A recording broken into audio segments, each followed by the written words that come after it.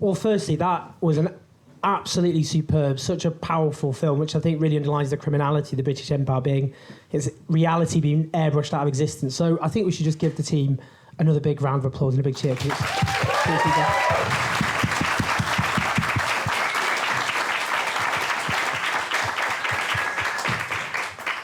Let's just start with some recent hooks. So there have been, I think, 54 prime ministers, all of them white. Rishi Sunak, of course, is the first. And that's been discussed as this big landmark in terms of the politics of representation. What are your thoughts on that? And what maybe it tells us about the limits of the politics of representation? Kojo. I think it could... Hello? Is this on? I think it couldn't be a better example of the limits of the politics of representation. I mean, not only is Rishi Sunak the United Kingdom's first, non-white prime minister, he's also on record probably the richest politician the UK's ever had. He has a private wealth, familial wealth, that is at least twice the amount of the monarch of the country. That's never happened before. And it kind of shows the way in which there's this synthesis that's occurring between a global 1%, a global financial elite, and the institutions of British parliamentary democracy. I think that too often the Tory party have been effective at weaponizing the language of representation, having, non-white home secretaries, non-white chancellors, and using that as a mask in order to kind of paper over the architecture of colonial exploitation that still accelerates wealth inequality, not only abroad, but also here in the United Kingdom. And I think that that's starting to fall away a little bit, when, the first, black chancellor, a fellow Ghanaian, Kwesi Kwarteng, sank the economy in about 30 days. I think that people, black people all across the country were not whooping and cheering, and with Kwesi Kwarteng's election, and many people were not shedding a tear when he left office in disgrace because they recognized that the policies that he was implementing and the economic tradition that he was an inheritor of is one that was going to impoverish them first, but also impoverish so many other people all across the country. Dalia. Yeah, I have to say I've been incredibly proud, actually, of the way in which anti-racist movements and even like regular black and brown sort of media figures, I listen to a lot of podcasts that are media things that are not explicitly about politics, but where it's just been a general consensus that this is not a representation win for us, and that it's not really going to make much of a difference to the average life of a working class person of colour in this country. And that's because when you actually look, firstly, the way that Rishi Sunak came to power, the route that he took, Winchester College education, Oxbridge education, PPE, huge amounts of wealth. This is not an underdog. This is not a non-traditional route to power. This is the most conventional, well-trodden route. He also wasn't elected as well. That's the one thing that was somewhat unconventional, actually. And so in that sense, I think there has been a widespread recognition. I think the people that have become very starry-eyed are actually mainly white liberals and white conservatives.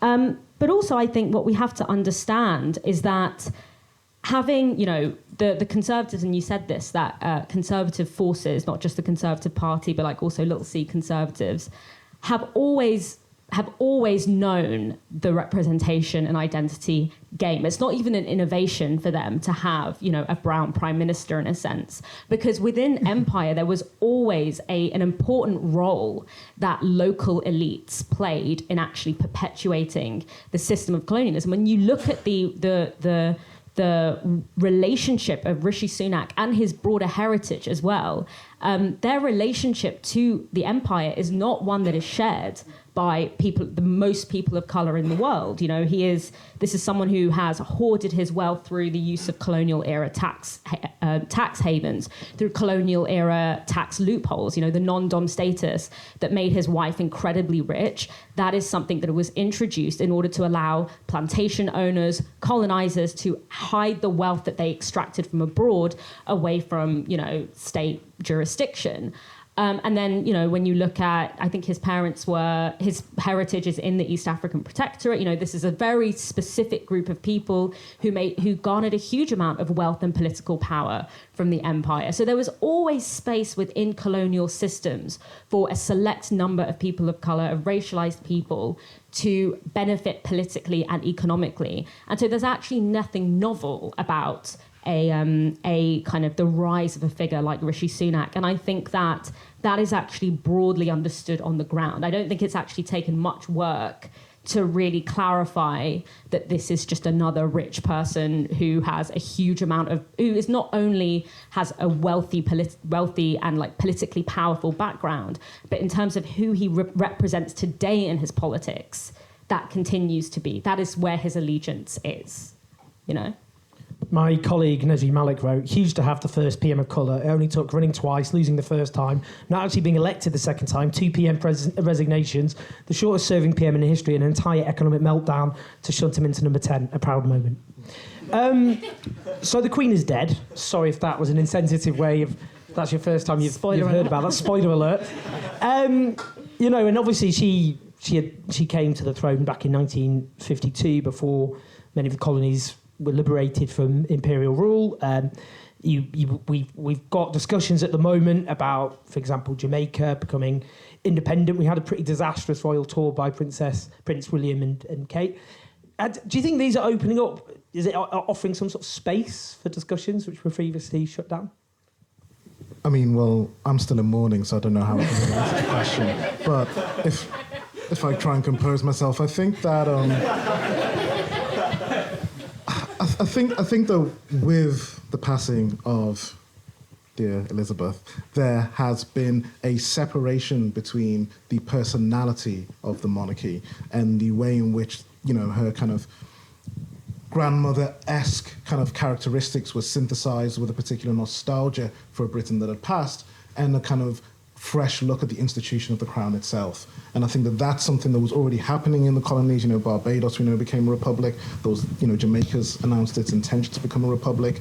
And a lot of people, I think, in the United Kingdom, when this was being announced at the time of Elizabeth's continuing reign, were, you know, quite offended and being like, oh, well, why would you not want the Queen? She's so lovely, she's so small and kind and, you know, friendly to us. And it misrecognizes what actually having the crown of another country as the head of state in your jurisdiction means. It means things like the highest court in the land in these countries, in Jamaica and in Barbados when it was part of the British monarchy, was the Queen's Privy Council. So if you have a crime or if you have something that's happened that's wrong and you go to court and you go to a court of appeal and you appeal after that, your final chance of justice is a private appeal to the advisors of the monarch of another country. Like, if that was the condition in the United Kingdom, where instead of going to Supreme Court, you had to like have a private appeal to like Joe Biden's aides, people would consider that to be absolutely ridiculous. It means having the head of state of another country means that the royal the military in these countries, in Jamaica and Barbados, swear allegiance to not a commander within their own jurisdiction, but to the head of state of the United Kingdom. And so those kind of structural mechanisms for political and economic power is what the Crown continues to perpetuate. And I think that we're starting to look at that also here in the United Kingdom, to think that what does it mean to have the Parliament being Her Majesty's Parliament? What does it mean to have prisons being Her Majesty's prison? What does it mean to have this kind of entrenched, encased, inherited power as this architecture for so much of the inequality that functions in our world? And I think that those conversations are going to be a lot easier to be heard now we're talking about the monarchy without it being personalized in the body of a very popular figure. Yeah, I think Charles is actually doing more than any of us could dream of to tank that institution. Like, because he wears it on his face. You know, like the Queen was very good. She was very good at like radiating this kind of particular sort of neutral face, I guess. Whereas like with Charles, he wears his disgust on his face, and it's quite unpleasant to look at. But I think the point that you make, Kojo, is really important, because there's often this thing that is said like, oh, like the monarchy, this is just symbolic power. Like, this is just symbolic power. it's not symbolic power, as for the reasons that you've outlined. If you look at, the politics of land ownership and things like, this is a very central part of any kind of strategy that we're looking at when it comes to public ownership or housing. All of these things, political issues that are very dear to our heart, are tied up in the politics of land, and that is, the monarchy is incredibly embedded in that. But even if it was just symbolic, the symbolic and material forms of power cannot be wrenched apart. They cannot be disentangled. These are they co-produce one another. And so I think it's really important to not just think of this as a symbolic kind of, superstructure form of power. It is deeply entrenched. But I think, in that moment when Elizabeth died, it was there was this really interesting kind of, it was just a very clarifying moment, wasn't it? Because there was that period that we all knew was going to come, where it was going to be kind of very, what you could say publicly without getting dragged, was going to be very, very restricted. And I remember, he's a good friend of mine, but I'm going to have to at him here for just 1 minute. But Michael Walker, my Tisky Sour co-host, I remember him saying, he was saying about his grandmother, he was saying, my grandmother is, she really appreciates the Queen, and she really liked her, and I can, really understand that my grandmother would feel sad that she passed, and, I think it's important to really have time for that. And I kind of remember when he said that thinking, I get that, but my grandmother felt very, very, very differently about the Queen, and yet only one of those positions, what your position is represented hegemonically. It's in the fabric of the media. It's in the fabric of our built environment. It's in the fabric of our education system, and how we it's affixed to so many different institutions, whether it's policing or the legal system, whatever. And yet the positions and the experience of my grandmother, and people like her, are relegated to, either very kind of oversimplified and antagonistic media discussions, or kind of basically swept under the rug. And this is where that question of we talk a lot about free speech and acting like the public sphere is this neutral space where ideas are exchanged and the best one wins. No, some of them have the entire backing of the state behind them, and others have the state, as Sunak is looking to do, essentially all but criminalizing particular forms of speech and organizing. And if I could just follow on from that, I think that the reason why it's so important for progressives or leftists or people interested in a more equitable society to wrestle with this question of the monarchy is because of the way that it functions as this kind of anti-democratic core at the heart of our political and economic systems. I talk a lot of big Republican talk, but, later this week I'm going to be sitting around watching The Crown like everybody else. And I've got to know that I can't wait for the new series. But between... Princess Diana is one of us. She is a comrade. But within the entire 5 series, and I'm into all the soap drama and all their weird familial shit as everybody else, but there's one moment that I think is really actually revealing about the function of the Crown within our political season, and it's in the episode where the Lord Mountbatten's thinking about doing a coup d'etat against Harold Wilson.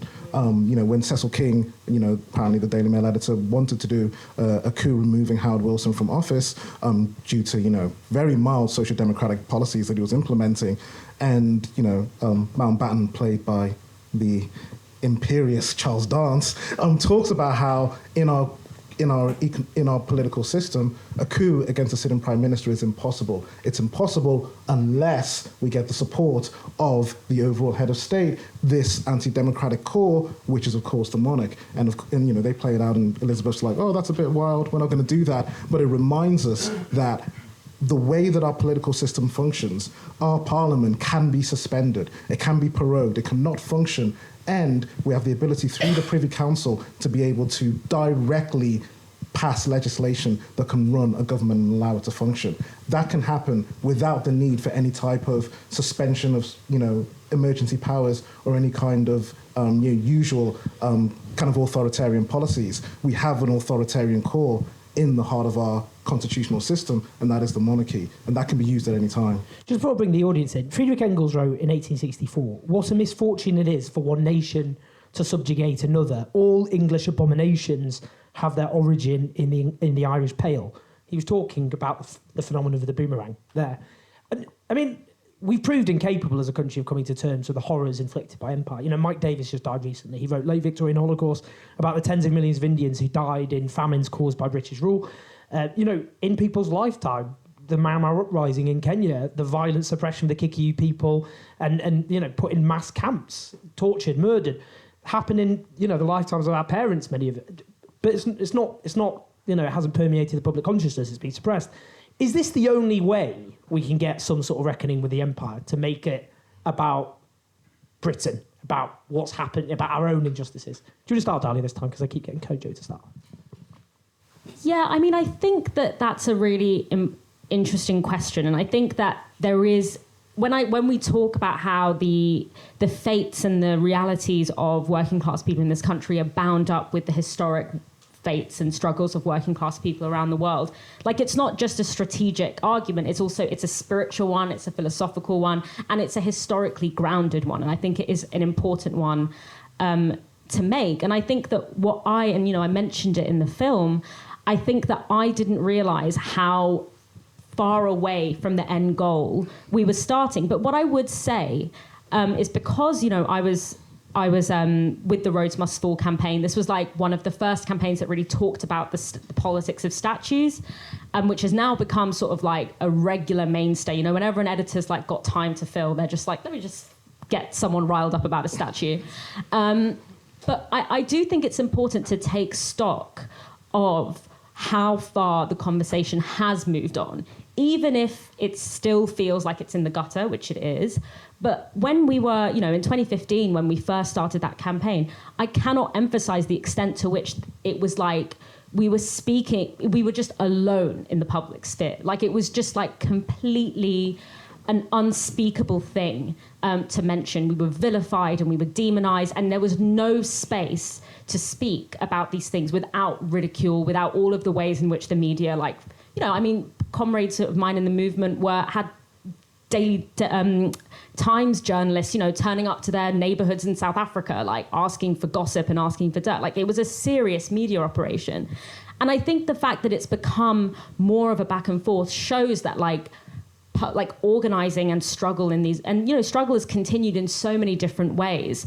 You know, whether it's through political education, whether it's through student organizing. And I think that, you know, we have come a really long way. And another thing that I was thinking about when I was watching the film was how far this conversation has gone in the climate movement. 5 years ago, I remember when we were doing one of the big the People's March, I think it was for COP 2015, the big Paris one. And, you know, it was meant to be led by Black and Indigenous groups, the march, and like these big sort of like liberal, very white dominated NGOs forcibly removed them from the front of the march and replaced them with like stuffed animals, because that was seen as a more politically palatable, that was a more heavily associated with the climate movement, was like polar bears and things that had nothing to do with human beings. That I think, and that's really crucial, has come a long way in the climate movement, to the point where you have Ed Miliband calling for climate reparations, which is like, I didn't ever think that would happen. But I think that where it's come in the climate movement, to me, and that is absolutely the result of the organizing of Black and brown people within the environmental and climate movement, in both within the global north, but also groups in the global south, putting pressure on these organizations in the global north. And that is going to be incredibly important, because as we do look down the barrel of climate change, which to me is like, it's like an issue that ties together so many of these threads, whether we're talking about land, whether we're talking about infrastructure, whether we're talking about housing, whatever, it all comes together in this sort of this intersectional problem that is climate change. And when we're talking about what solutions we need to be looking at, it can go really, really badly down the whole kind of population control, sort of like bad sort of, you know, techno-fix stuff, or it can be a really liberating and incredibly reparative moment. And this is where I think, as a clarifying lens, the conversations around colonialism as being the blueprint for the unequal society we have today, that's where I think this conversation has come a long way, and it really matters.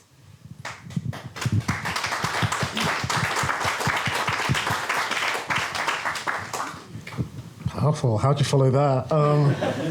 I think the question that you're asking of is the only way that we can recognize the violences of empire is by connecting it to the struggles that are happening here in the United Kingdom. I don't think it's the only way, but I think it's an effective way. And I think by, the reason why in Uncommonwealth I wanted to write about empire, not just through that connection line between what happened in the colonies and what happened here, but also through the lens of the economy, much more than identity, is that I think that it allows, working people here in Britain to be able to detach from having that identity-style investment in the histories of empire and feeling this need to defend these legacies of empire. When you had all the statue wars and the statue debates, to see working people, arguing for the statue of Edward Colston or a Cecil Rhodes, and you're like, do you know what they thought about working class people in Britain? Do you think, do people think the 19th century, apex of empire was a great time for working people in Glasgow or Dublin or Birmingham or Liverpool or Manchester? Am I the only one who read any Charles Dickens or anything? This is not a great time. I generally do feel that there's a book waiting to be written about the impact of the high point of British imperialism on white working class people here in Britain. The stories of people getting press ganged, from Glasgow into having to go and work for the East India Company and dying on a boat halfway across the sea. The stories of children in not just in poor houses, but children with families being taken from their families and being sent overseas to try and populate the white settler colonies, which kept on going deep into the 20th century. These are policies of the British Empire. This story, I think, is an interesting story that has to be written about. Potentially, there's a book in there. I'm not going to write it. So, I don't want to get, dragged by ID Polity Twitter. And if you do write it and get dragged by ID Poll Twitter, I won't defend you, so just so you know now. But I do think that, a synthesization, and maybe what you did in Chavs with Histories of Empire, making us recognize these mechanisms of exploitation have been going on for centuries, I think could create those different lines of solidarity. Yeah, and also that there's great racial slippage between, even it's not even the whiteness of white working class people, even that it's obviously not as precarious as it is for anyone else, but it's slippery. And I think about David Starkey when the riots happened, and he'd said, the problem is that the whites have become black. Speaking their patois, listening to their hip hop, and when you read the way that sex workers, for example, were spoken about in the 19th century public health literature, it was there was eugenics about the physiology that makes someone into a sex worker. They were not talking about people from outside of England, and this is where racialization as a technology of class making is the key question here, and very few people are safe from its clutches, I think just in that final add-on to really make that point really visible, when you look at a lot of the records around essentially the dispersion of impoverished white children all around the white settler colonies, which was facilitated by familiar institutions like Barnardo's and the Macpherson sisters, they would refer to them as Arab children. That's the phrase that they use for street children. They only wish. They only wish despite, they could them being from Bethnal Green and, Manchester and all those areas. So that slippage of racial terminology, depending on your level of uncivilization, I think is something you see as a through line, for sure. So audience, we've set your homework. Write book, get dragged on Twitter. Thoroughly recommend it. Let's have a couple of questions. We'll take two at a time, I think, if we can.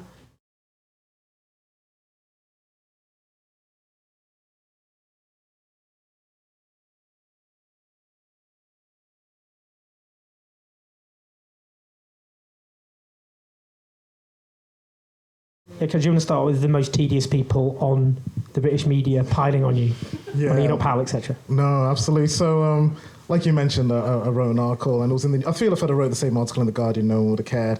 But it was in the New York Times right at the start of the Liz Truss premiership, which kind of tried to talk about what I consider to be the economic political tradition that she was emerging from. She is a politician who the Institute of Economic Affairs said openly, we basically groomed her. We inculcated her from early as a politician, as an MP, the whole Britannia Unchained group. And when she delivered that mini budget, they said that now Britain is their laboratory. That was the quote from the chairman of the Institute of Economic Affairs on Twitter. And the Institute of Economic Affairs is an organization that was mainstreamed by Enoch Powell. That's just a historical fact. Like, he was the first politician to champion them in Parliament, first politician to write for them, first politician to do conferences with them, and that kind of narrative of Powell that we are familiar with, the kind of nativist, racist, anti-immigrant politics, was just one part of his politics. And the bigger part of his politics was the financialization of the British economy, the first politician to call for privatization, the first politician to call for low taxes, for that much more fluid movement of money, not just in Britain, but also in its former colonies. And I wrote this article basically drawing that line, and the entirety of the right-wing press basically called me Satan for like a week. It was like I got a little taste of your life, Owen, and I was like, I'm not built for this. I just went quiet. I was like, I don't think I need all this. But then, a month later, obviously Liz Truss had bombed the economy and was leaving office. And it was only because, my mother is a good African Christian woman that I did not privately message all these people who have been dragging me on Twitter and ask them to speak up now. But I think that kind of blindness to the way in which some of the economic experiments that were wielded in the periphery of British Empire are being increasingly wielded here in the United Kingdom. And there's been this big kind of presentation of Rishi Sunak as so different from the tradition of Trust and Kwarteng, talking about, well, now the grown-ups are back in, Tufton Street's not going to be running policies anymore. Well, the reality is Rishi Sunak is also an MP who's been writing for the Centre of Policy Studies from very, very young. He's also made things like the free ports and special investment zones part of his flagship policies when he was a younger politician. And so this idea of using the kind of financial legacy of the British Empire, the City of London, the overseas territories that are offshore centres, the non-dom tax status, all of these hangovers from empire to increase and kind of also protect in case, as the political economist Quinn Slobodian describes it, in case the wealth of the 1% in Britain, whilst imposing austerity, cutting public services, cutting public funding for everybody else, I think is a direction that Britain's moving to, unless there's a big response, a big pushback against that. And that's a little bit of what I wanted to encourage with the Right to Live in Commonwealth, that this system is impoverishing people across the board at different speeds and in different ways, but it's gonna, what the impoverishment that, I saw in terms of the wealth inequality, in terms of the privatization of wealth that I saw partly growing up in Ghana, you'll now increasingly see wielded out right here in the United Kingdom. Dalia, Labour, MIA, some could say even worse. The Ford report looked at hierarchy racism. The Labour Muslim Network has spoken out about the experience of Muslim members of the Labour Party, and we've seen some Islamophobic rhetoric outright from the Labour Party. What's your thoughts in terms of Labour and all this at the moment? Yeah, I think that the past sort of 5 or 6 years that we've seen of the Labour Party, the question that has the challenge it's thrown up is this question of can the kinds of things that we're talking about, can the British state ever be a vehicle for the kinds of things, the kinds of change that we're talking about? I would venture to argue that the past 5 to 6 years have shown us that it can't be. But I think that question about what the British state is, what it does, what it harbours, how it's not just about the governing party or it's not just about the people in Parliament, but it's actually a much bigger apparatus than that. And what are the processes that it has historically and contemporarily is constituted through. I don't think we've ever really reckoned with that, and I don't think that as a left here we've really sort of risen to the challenge of that question, the fact that it's not easy to answer. I think what we're seeing with the Labour Party now and its absence on these issues, it's a very classic, it's not even so, if only it was social, at this point socialism at home is even that is just out of the window. Just a crumb. Yeah, but it is that the difficult question that we had to ask ourselves even during the Corbyn era was, when we talk about empire, we're not just talking about the things that are easy to apologize for, in a sense. I mean, not easy for some people, but at least might be easy for a progressive government to kind of apologize for and reckon with, but also how in social democracy itself and a lot of the kind of social democratic principles that we fall back to when we, because it's a kind of political language that feels safe because it's happened, we feel like it's happened before, we can go back to it. But it also feels like something that we are kind of gasping for at this time where, structural systemic abandonment is kind of increasingly the order of the day. But there's a contradiction there that social democracy, things like the NHS, things like the standard employment contract, these are not only are they institutions that have historically excluded vast swathes of the human population, when we talk about socialized healthcare, when we talk about standard employment, etc., but also have been actively themselves built on colonial exploitation and extraction. The foundation of the NHS is not possible without imperial revenue. It's not possible without the underpaid and very difficult and exploited labor of migrant workers. And so trying to have those conversations in tandem with one another and actually saying that falling back on those the social democracies of the past is actually not really, it's easy, but it's not actually going to get us through the contradictions of the moment that we're in. And I think the difficulty with Keir Starmer is that we've even abandoned that. And so it's made us even more attached to that social democratic nostalgia, when really what we need to be doing is carving out entirely new ways of thinking about, how the working classes of the world are connected rather than divided by borders and race and these processes. Yeah. And I think, would I be all right just to kind of encapsulate stuff like that, I think, in one of the stories I try and talk about in the book, which I think really makes the blindness of kind of mid-20th century labourism and social democracy really clear, which is the relationship between the most progressive government domestically that we ever had in this country, the Attlee government, the government of the NHS, of council house building, and of nationalising so many failing industries here in the United Kingdom, from rail to coal. Domestically, that's the thing that we often hark back to, Spirit of 45, the Ken Loach movie. We think that if only we could recreate that today. But why did that collapse in itself? Part of why I would argue why it collapsed was because of the blindness of that very same government to the violence of colonial exploitation in the peripheries. And this really becomes clear with the story of the Anglo-Iranian Company and Mohammad Mossadegh, where Mohammad Mossadegh, Prime Minister of Iran in 1951, tries to nationalize the oil fields of the Anglo-Iranian Oil Company, a British colonial company, in order to build a welfare state in Iran.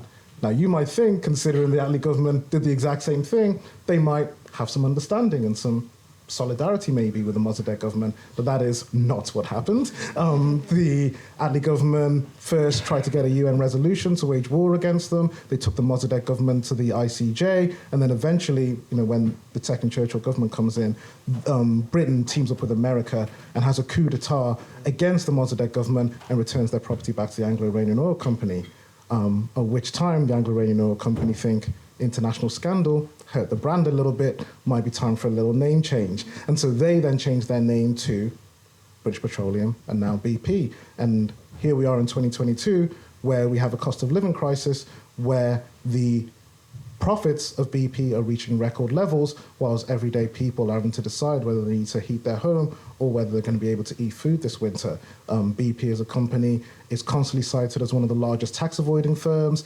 environmental damage, responsible for the largest environmental disaster on record.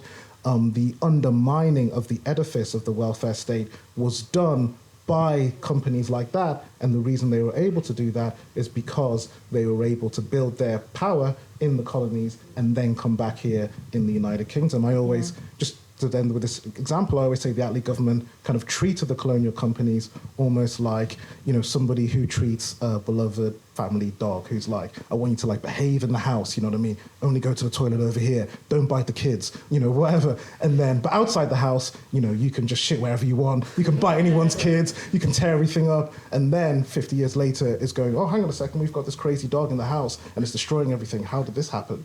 I think that's very much what happened with mid-20th century laborism. It's almost like by conceding on those things, by seeing these things as like easy concessions. Oh, we can like call for more police officers. We can call for stronger borders.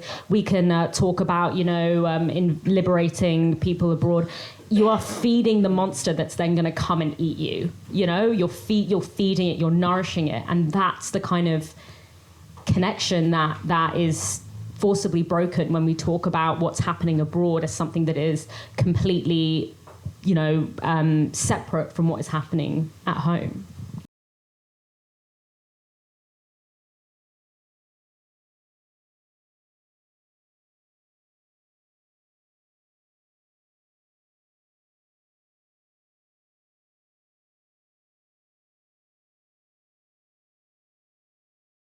So I suppose the issue of kind of making a systemic argument when it comes to politicians.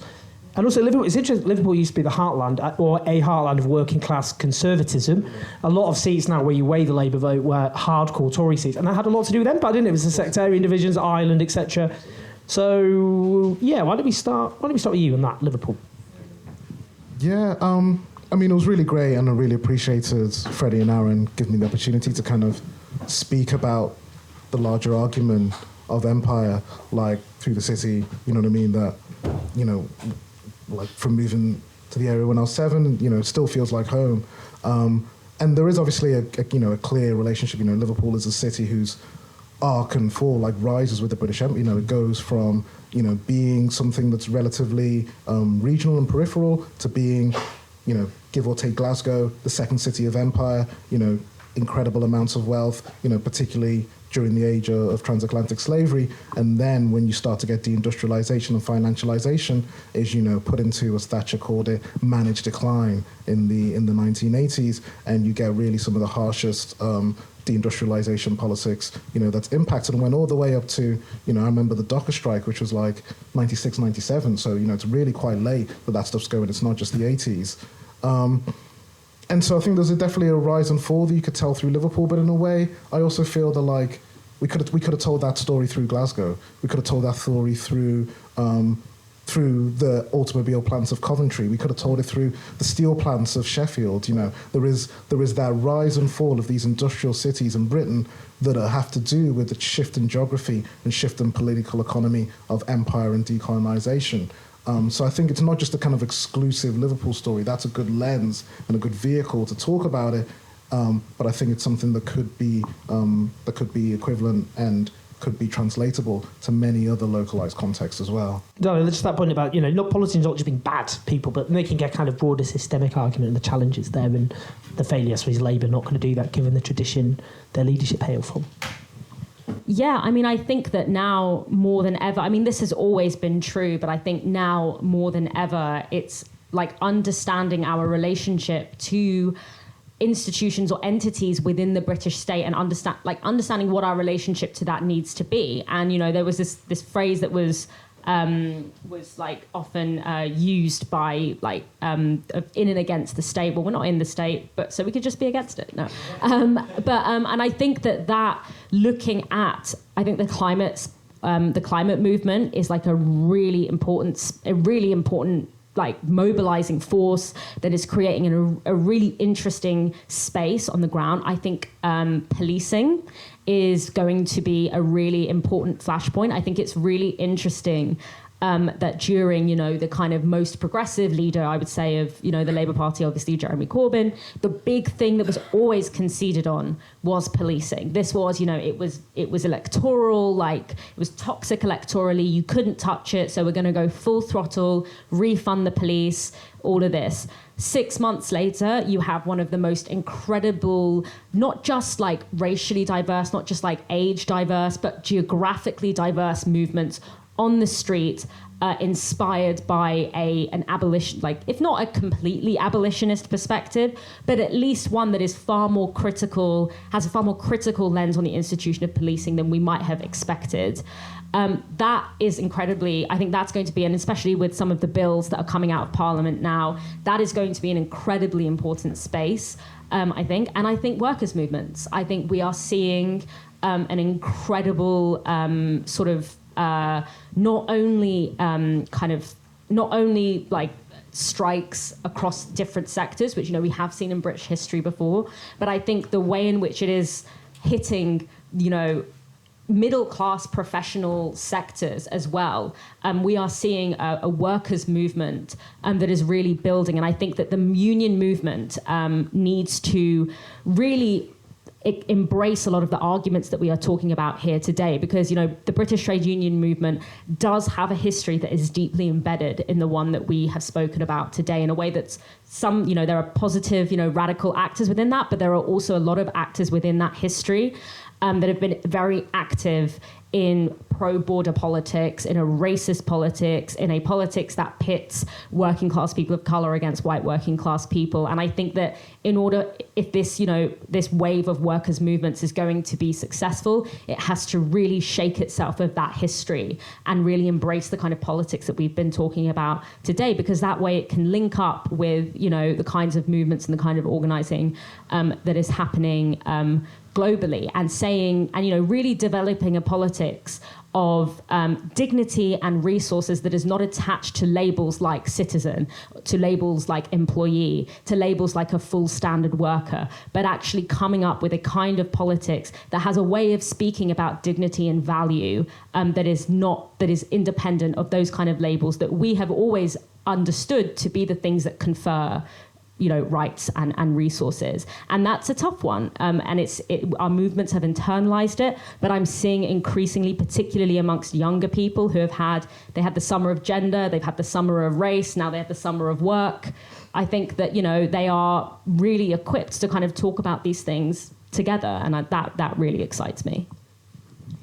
So, before I just wrap up, Clive Lewis did want to come today, but the voting meant he'd been delayed, so he said gutted, wanted to attend it. But we had an absolutely brilliant panel, a brilliant film, a brilliant book, just lots of brilliance all around, and a brilliant audience. The questions were all absolutely fantastic, so thank you so much, all of you. Please give our wonderful panel and the wonderful team a big round of applause.